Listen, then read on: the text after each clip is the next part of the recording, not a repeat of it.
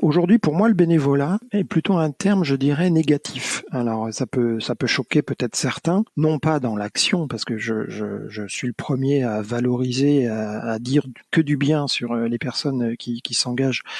Quand on dit à des futurs retraités ou à des jeunes retraités, mais pourquoi tu fais pas du bénévolat? La première réponse qu'ils vont nous faire, c'est de dire, ah non, moi, le bénévolat, c'est bon.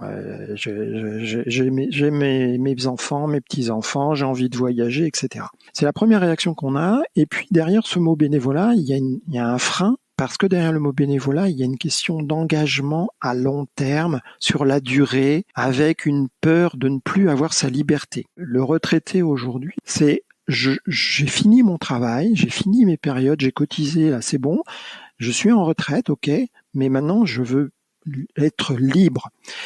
Et ce mot, il a toute sa valeur, mais derrière, bénévolat, surtout pas, parce que derrière, je vais justement perdre cette liberté. Et c'est pour ça qu'on découvre aujourd'hui une nouvelle forme de bénévolat. Ne faut-il pas dire que, est-ce que vous êtes prêt à donner un peu de votre temps? Est-ce que vous êtes prêt à travailler sur un projet? Et moi, j'y crois beaucoup à ces termes-là, parce qu'on s'aperçoit aujourd'hui que quand on utilise ces termes-là, eh bien justement, derrière, inconsciemment, on se dit que la durée, elle va être limitée. Et que oui, ça m'intéresse de participer à l'expérimentation, peut-être mais elle a une durée. Et puis après, on s'aperçoit que la personne, elle est à l'aise et que ça ne la dérange pas de s'impliquer davantage et sur du plus long terme sur ce projet ou sur cette expérimentation qui finalement devient un projet en tant que tel. Aujourd'hui, le départ à la retraite, il est plus tard. Enfin voilà, donc faut quand même en être conscient. Donc quel comportement vont avoir les futurs retraités quand tu vas avoir 64 ans et que alors on n'y est pas. Est-ce que je suis enclin à m'engager dans du bénévolat? Par nature et par statistique, là aussi, on s'aperçoit que une personne retraitée, on s'engage dans du bénévolat à partir d'un an, enfin 12 à 18 mois, pas avant. Pourquoi? Il y a cette soif de liberté. Quand on a passé un cap au niveau d'un âge et qu'on n'a pas forcément rejoint un milieu associatif, alors sans parler forcément de s'engager, on parle du bien vieillir dans ce cas-là, c'est pas forcément évident d'aller vers le collectif parce que j'ai eu ma petite vie routinière, je côtoie des gens, etc. Mais le milieu associatif, j'ai jamais mis les pieds, donc pourquoi j'irais? Et puis je vais me sentir, c'est pas toujours évident d'arriver dans une association. Il faut faire un petit peu son trou, faut oser. Alors si on a des personnes en plus qui sont, je dirais, un petit peu introverties, etc. C'est pas forcément évident. Donc, et je pense qu'il faut, si on veut effectivement travailler sur le bien vieillir et offrir toutes les chances pour justement bien vieillir, côtoyer les milieux associatifs, faut essayer de le faire, je dirais, assez tôt. En fait, ce que j'entends aussi à travers ton témoignage, c'est que, alors déjà la question de l'évolution du bénévolat dans les prochaines décennies, enfin, elle est super intéressante. Par exemple, parce que moi, futur retraité, alors c'est dans longtemps, mais bon, c'est vrai que c'est intéressant de se dire comment moi je serais amenée à appréhender le bénévolat à l'âge de la retraite. Est-ce que je vais l'aborder comme, je sais pas, un projet start-up ou un projet, par exemple, qui va venir compenser un rêve que je n'ai jamais réalisé dans ma vie professionnelle? Est-ce que je vais sélectionner les organisations comme je sélectionne un emploi? Est-ce que en fait il y a plein de problématiques, ouais.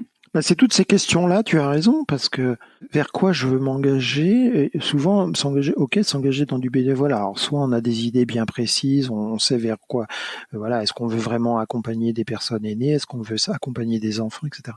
Mais souvent la question, ouais, mais faire du bénévolat, mais enfin, ou s'engager, mais pour faire quoi?